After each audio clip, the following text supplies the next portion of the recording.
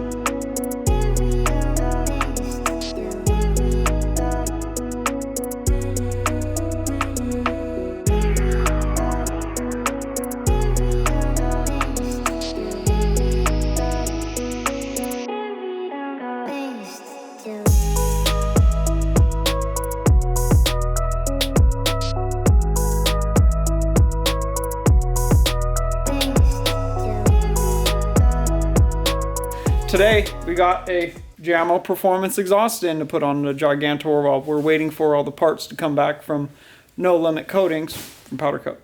So check it out, guys. Got it right here. Very high quality, beautiful components. They cap the exhaust with those caps. Look at that. Gorgeous stainless steel, TIG welded. We're gonna get this installed, and then I believe we have to cut it so we can set up the axle dump and put the exhaust tip on. I'm not sure who made it. Grill Tech. I was thinking of who that was. Grill Tech. So we got to put the Grill Tech exhaust tip on there. So, okay, let's get this installed.